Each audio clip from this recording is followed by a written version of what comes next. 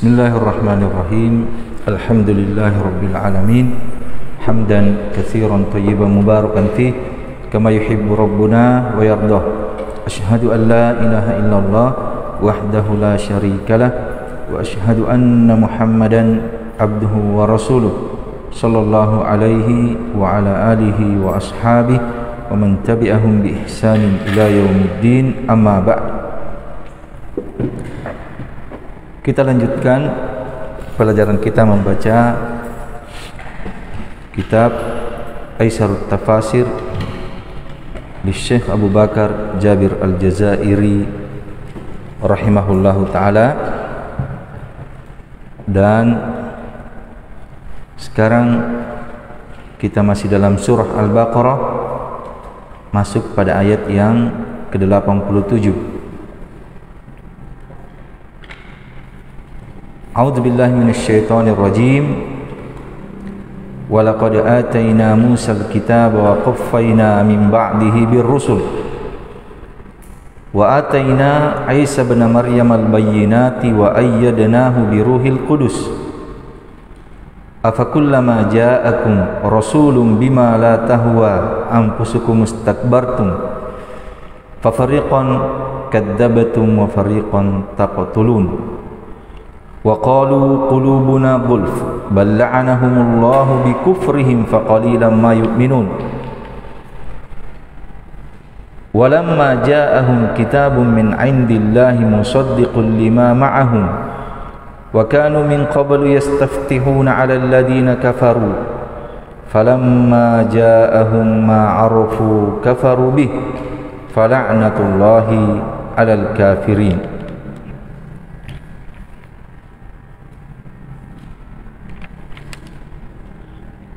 Bi'sa mashtaraw bihi anfusahum ay yakfuru bima anzalallahu baghya ayunazzilallahu min fadlihi ala man yasha'u min ibadihi faba'u bighadabin ala ghadab walil kafirina adabun muhin. Syarhul kalimat.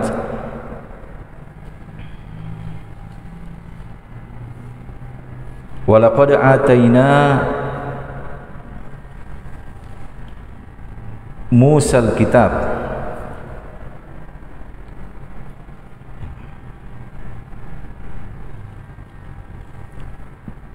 Walaqad, laqad sudah berlalu. Ini di sini dikuatkan dengan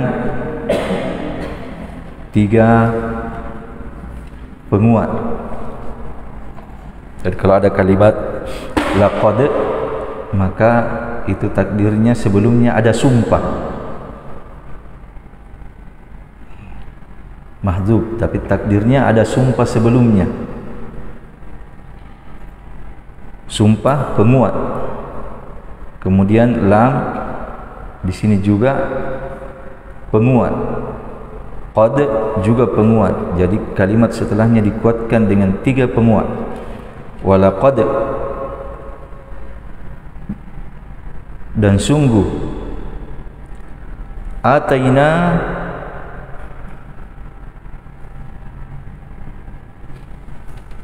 yakni a'tayna, kami berikan. Dan sungguh kami telah berikan kepada Musa.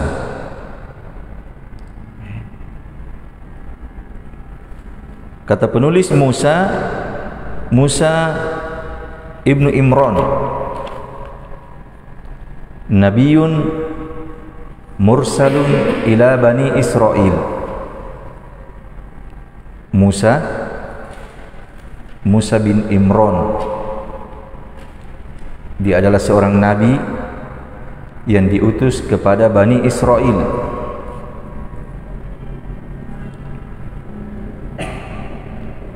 Dan Musa alaihi salatu wassalam adalah nabi dan rasul yang paling mulia dari kalangan Bani Israel.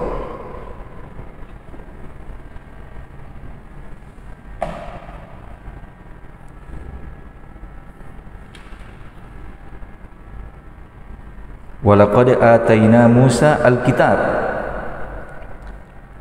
Al-kitab yakni kitab Taurah. Al-kitabu at-Taurah. Wa qaffayna,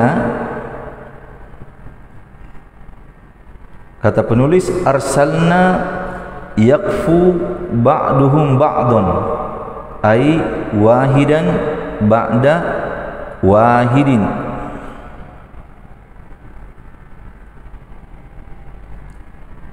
Makna wa qaffayna arsalnahum, kami mengutus mereka. Yaqfu, qafa itu diantara maknanya adalah atba', mengikutkan. Sebahagian mereka sebahagian yang lainnya, ay wahidan ba'du wahid, terutus seorang nabi, setelahnya datang lagi seorang nabi, setelahnya datang lagi seorang nabi. Itu makna wa qaffainahum. Jadi walaqad atayna Musal kitaba wa qaffainahum min ba'dihi, min ba'di dari setelahnya, birrusul, dengan beberapa rasul.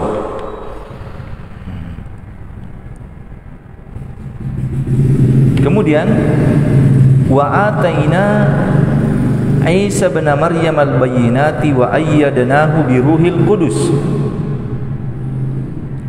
Di sini sebelumnya birrusul jam'u rasulin dzakarun min bani Adam uhiya ilaihi bi syar'in wa umira bi tablighihi. Ar-rusul dia adalah jamak rasul, lelaki dari keturunan Adam alaihi salatu wassalam, diwahyukan kepadanya syariat dan diperintahkan untuk menyampaikannya. Ini diantara definisi ar-rasul yang disebutkan oleh ulama kita. Ini diantara definisinya, bahwa ar-rasul dia adalah seorang nabi yang diwahyukan kepadanya syariat dan diperintah untuk menyampaikannya. Dan ini yang dipilih oleh penulis rahimahullahu ta'ala. Wa ataina Isa bin Maryam al-bayyinati, wa ataina Isa, kami juga berikan kepada Nabi Isa al-bayyinat, al-mu'jizatu wa ayatullahi fil Injil. Di sini al-bayyinat kata penulis adalah mukjizat-mukjizat dan ayat-ayat Allah Subhanahu wa taala dalam Injil. Mukjizat Nabi Musa itu banyak. Bisa menghidupkan orang mati dengan izin Allah. Bisa menyembuhkan berbagai macam penyakit dengan izin Allah. Bisa beliau alaihi salatu wassalam membuat burung dari tanah, kemudian ditiupkan ruh, menjadi seekor burung yang hidup, bisa terbang dengan izin Allah Subhanahu wa ta'ala. Jadi al-bayyinat mukjizat dan ayat-ayat Allah Subhanahu wa taala di dalam Injil. Kemudian wa ayyadnahu biruhil qudus, dan ayyadnahu kami kuatkan. Ini dari kata aidi, ayyadnahu, ini menguatkan, maknanya menguatkan. Dan ini kadang yang keliru dipahami oleh sebahagian manusia ketika datang kalimat aidin, aidina, mereka kadang susah, tidak bisa membedakan antara yang bermakna tangan dan bermakna kekuatan. Bahkan banyak dari kalangan manusia itu menafsirkan semua ayat-ayat dalam Al-Quran, yadullahi, aidina, itu seluruhnya mereka tafsirkan dengan kekuatan, dan itu kurang tepat. Itu adalah perkara yang keliru. Ada kadang bermakna aidin, kekuatan, kadang bermakna tangan, sesuai dengan asal katanya. Ada asal katanya yadun, ada aidi. Di sini wa ayyadnahu, kami kuatkan. Kami kuatkan Isa bin Maryam biruhil qudus. Kata penulis rahimahullahu taala, biruhil qudus Jibril alaihi salatu wassalam. Dan ini yang memang yang banyak dikuatkan oleh ulama kita, bahwa makna ruhul qudus di sini adalah Jibril alaihi salatu wassalam. Ini juga yang dikuatkan oleh Syekh Muhammad bin Shalih Al-Utsaimin rahimahullahu taala.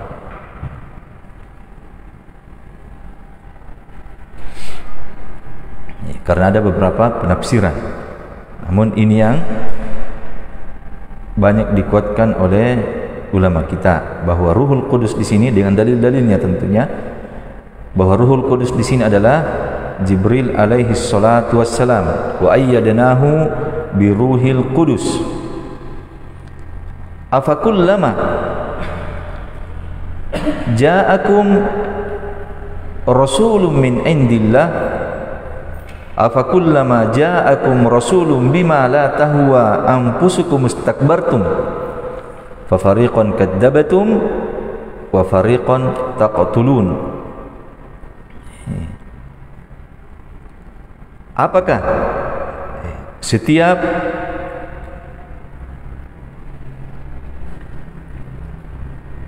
datang kepada kalian, di sini ada peringatan penting nanti,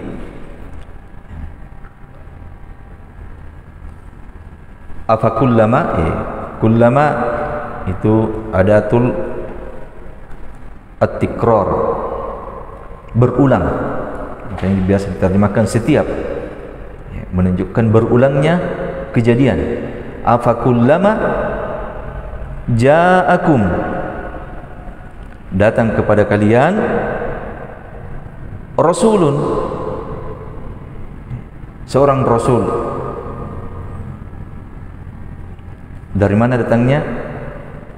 Dari Allah Subhanahu wa taala. Allah yang mengutusnya. Bima la tahwa anfusukum. Di sini ini disebutkan oleh Syekh Al-Utsaimin rahimahullahu taala, bima bisyar'in. Apakah setiap datang seorang rasul dengan syariat? Syariat la tahwa anfusukum, yang tidak diinginkan oleh jiwa kalian. Artinya dia tidak datang dengan syariat yang tidak sesuai dengan hawa nafsu kalian.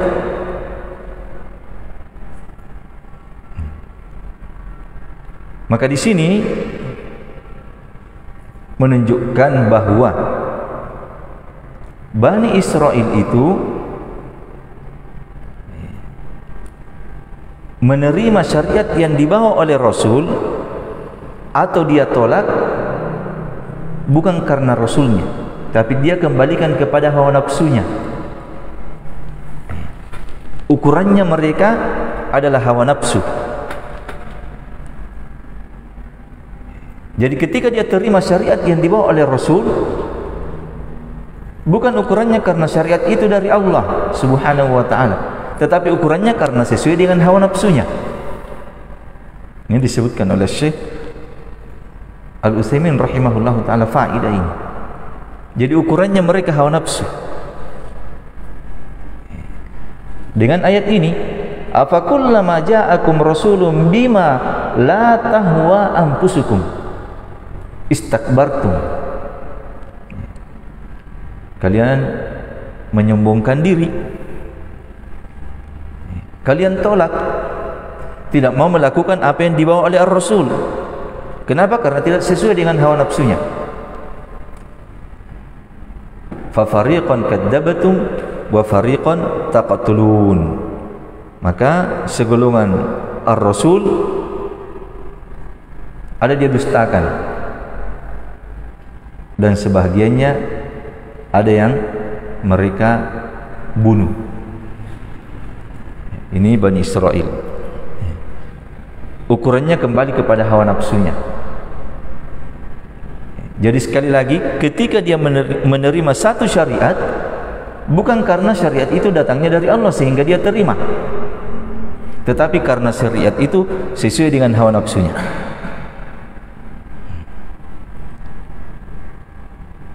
Ini sifatnya yang harus. Hal ini juga kita kembalikan kepada diri-diri kita. Kenapa misalnya kita datang belajar?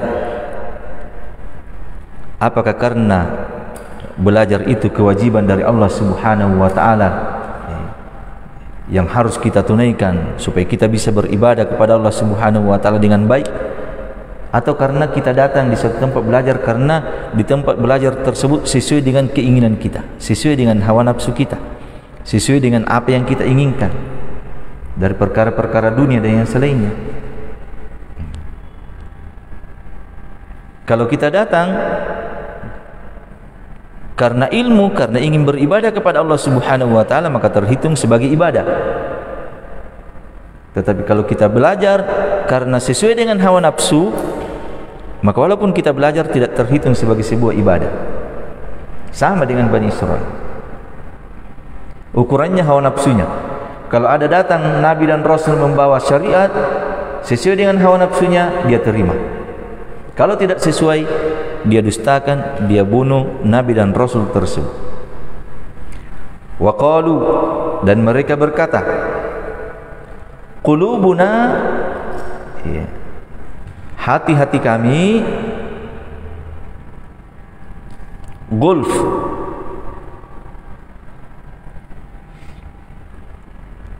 Kata penulis rahimahullahu ta'ala,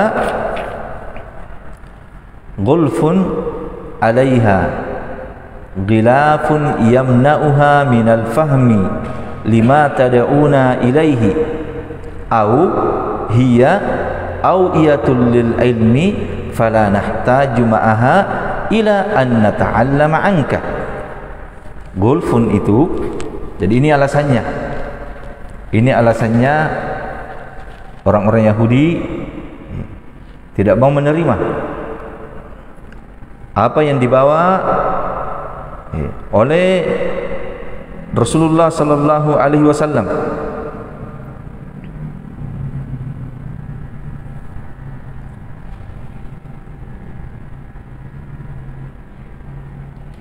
Qulubuna, hati-hati kami, gulf, tertutup.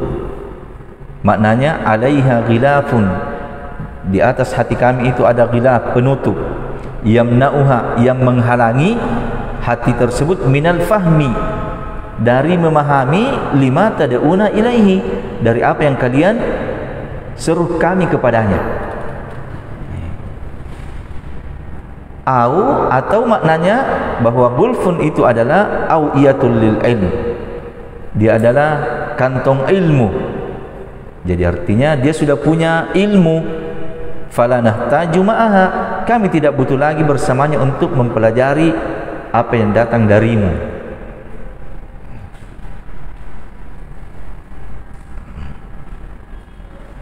Ini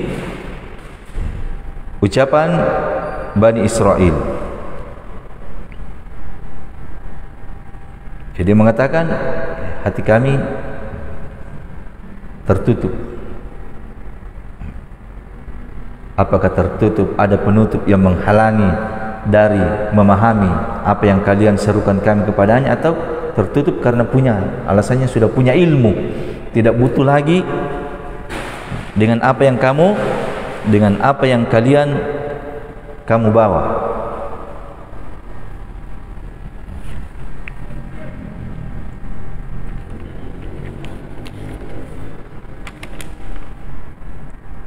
Bal la'anahumullahu bikufrihim.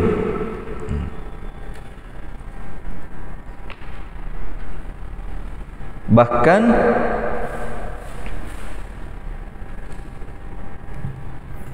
Allah Subhanahu wa taala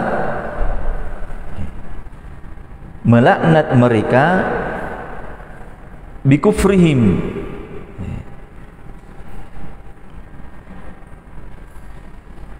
karena kekafiran mereka. Bal disebutkan oleh sebagian ulama kita, di antara maknanya itu bal untuk menunjukkan batilnya yang kalian ucapkan, dan itu yang diinginkan dalam ayat ini. Kadang juga bal bermakna al-intiqal, dari satu permasalahan ke permasalahan yang lainnya, berpindah satu hal kepada hal yang lain. Kalau di sini menunjukkan batilnya, bal la'anahumullahu bikufrihim, bahwa batil ucapan mereka. Kenapa mereka tidak mengikuti Nabi kita Muhammad sallallahu alaihi wasallam dengan alasan hatinya tertutup, atasnya ada gulf, itu batil. Bahkan la'anahumullahu bikufrihim, Allah Subhanahu wa taala melaknat mereka karena kekafiran mereka. Jadi itu penyebabnya kenapa dia tidak bisa mendapatkan hidayah, tidak mendapatkan petunjuk mengikuti Nabi kita Muhammad sallallahu alaihi wasallam, karena mereka sudah dilaknat karena kekafirannya. Bak di sini disebutkan bikufrihim, bak sababiyah, disebabkan kekafiran mereka. Faqalilan ma yu'minun, maka sangat sedikit apa yang mereka beriman dengannya.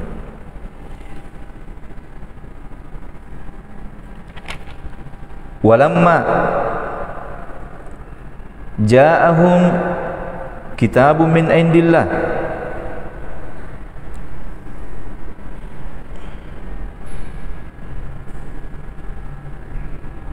maka dan tatkala telah datang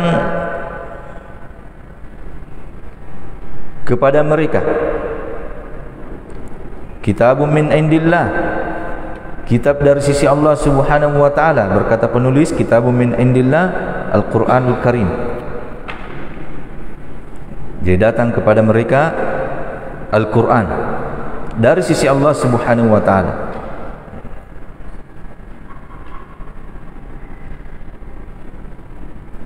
Musaddiqun lima ma'ahum,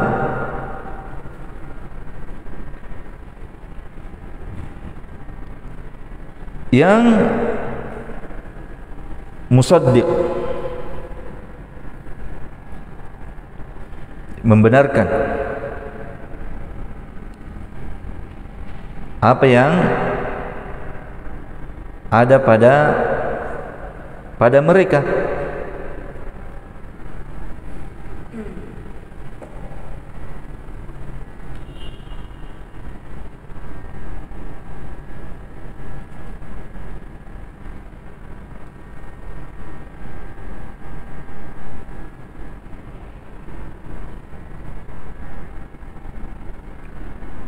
Jadi Al-Quran kitabullah itu membenarkan kitab-kitab sebelumnya bahwa Taurat itu datang dari sisi Allah Subhanahu wa taala.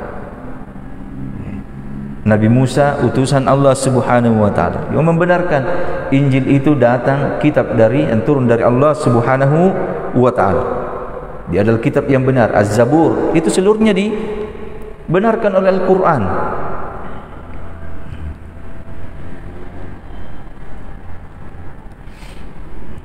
Dan juga di antara makna lainnya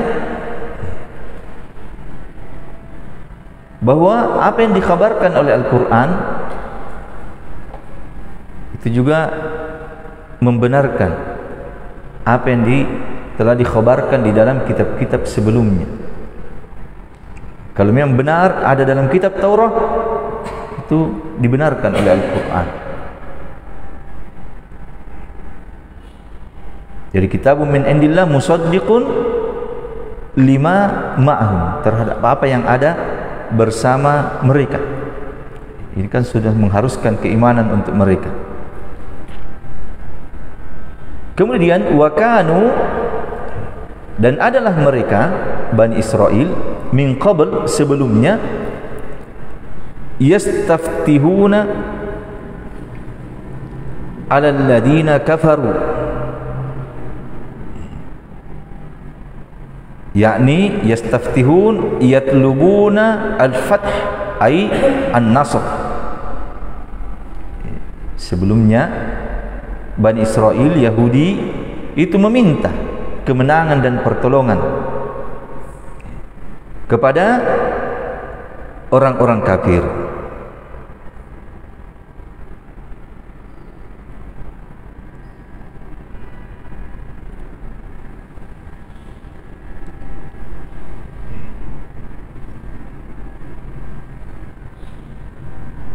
Falamma ja'ahum, jadi sebelumnya orang-orang Yahudi dari kalangan Aus, Khazraj itu mengatakan akan terutus seorang nabi dan rasul. Sebelum terutusnya Nabi sallallahu alaihi wasallam, mereka sudah sampaikan akan terutus. Cuma mereka menginginkan nabi yang akan terutus itu dari kalangan mereka.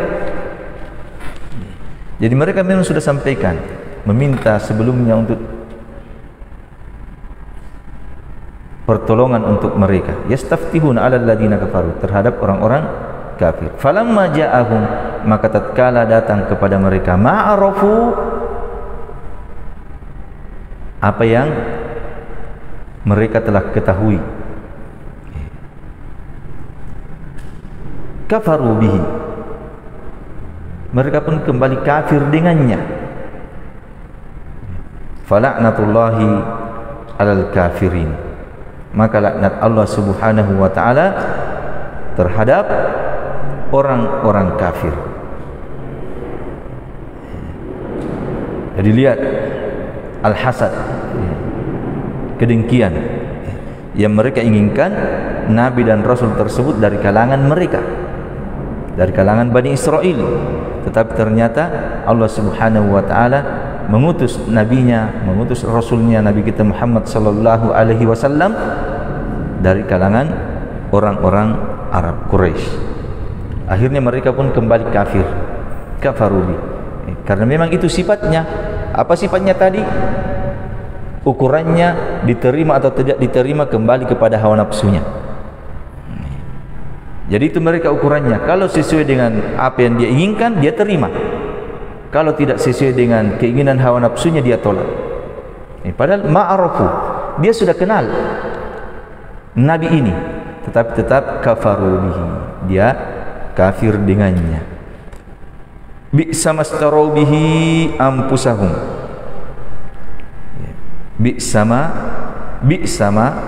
bi'sa kalimatun dammun, atau kalimatu zammin di'duha ni'mah fa innaha lil madh. Bi'sa itu kalimat celaan, lawan dari kata nikmah. Kalau nikmah, maka itu kalimat digunakan untuk pujian. Jadi di sini celaan, sejelek-jelek. Bi'sa ma mastarau bihi anfusahum, yang dia jual dengannya diri-diri mereka, ayyakfuru bima anzalallahu baghya,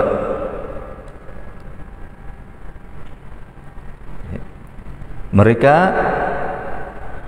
kafir dengan apa yang Allah Subhanahu wa taala turunkan, baghyan, karena permusuhan, kedengkian. Ayunazzilallahu min fadlihi ala man yasha'u min ibadihi. Di sini disebutkan penulis baghyan, hasadan wa zulma, kedengkian dan kezaliman.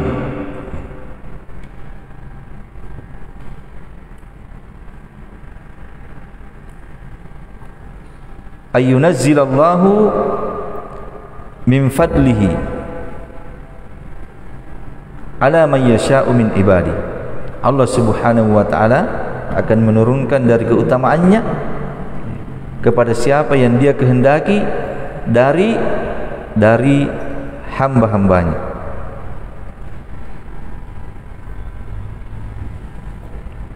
Faba'u bighadabin ala ghadabin, kata penulis, ba'u bighadabin ay raja'u, mereka kembali. Wal ghadabu diddur ridha, ghadab kemurkaan, marah itu lawan dari keridhaan. Wa min ghadbillahi alaihi ab'adahu wa man ghadaballahu alaihi ab'adahu wa man radiya anhu qarrabahu wa adnahu. Jadi waba'u bi ghadabin artinya raja'u, dia kembali lagi mendapatkan kemurkaan dari Allah Subhanahu wa taala karena kekafirannya. Al-ghadab itu lawan dari ridha, dan siapa yang Allah Subhanahu wa taala murka atasnya, Allah akan jauhkan dia, dan siapa yang Allah Subhanahu wa taala ridha darinya, Allah akan dekatkan dia. Walil kafirina, dan bagi orang-orang kafir, adabun muhin, adab muhin, adabun fihi ihana wa sigharun wa dhullun lil mu'addabi bihi. Muhin, adab yang padanya ada kehinaan, sighar, kerendahan, adul juga maknanya hina bagi orang-orang yang diadab dengannya, adab yang menghinakan.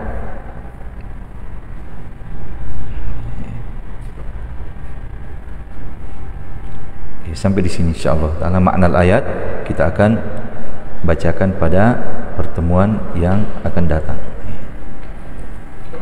Insyaallah taala kalau ba'da maghrib sebentar, kalau Ustaz Ansori masih libur karena beliau sakit, ya kita lanjutkan pelajaran ini insyaallah taala.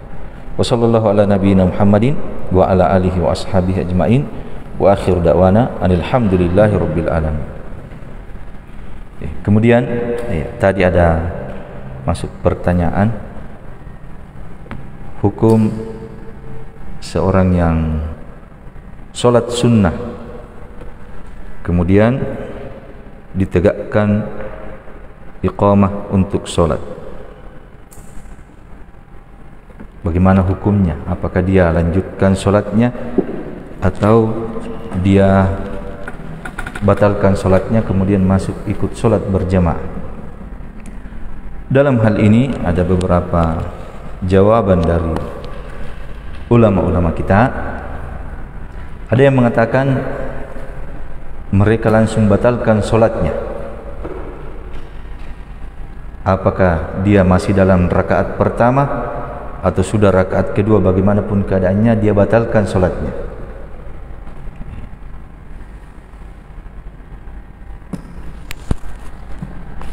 dengan dalil